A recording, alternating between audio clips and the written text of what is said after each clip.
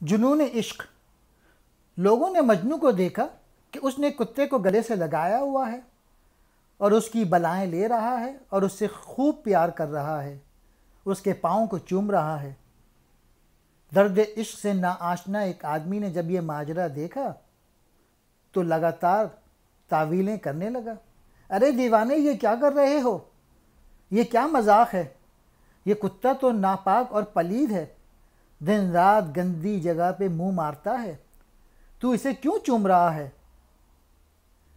اس کے یہ اعتراضات سن کر مجنو نے جواب دیا، اے شخص، تو ظاہری شکل پر جاتا ہے، ذرا گہرائی میں اتر اور اس کتے کو میری آنکھوں سے دیکھ۔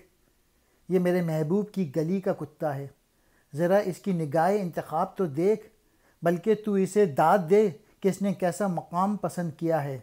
یہ میرا پیارا اور ہمدرد ہے، یہ لیلا کی گلی کا چوکیدار ہے۔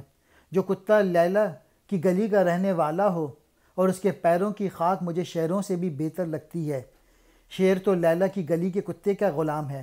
کاش تو میرے قلب کی کیفیت سے آگاہ ہو جاتا۔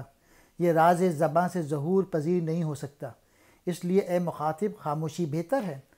درس حکایت یہ ہے، لوگ اگر اس صورت پرستی سے آگے دیکھیں اور ان صورتوں کے خالق کی طرف متوجہ ہوں جو حسن کا اصل چشمہ و مرکز ہے، تو دنیا ہی سے جنت کا لطف و نظارہ شروع ہو جائے۔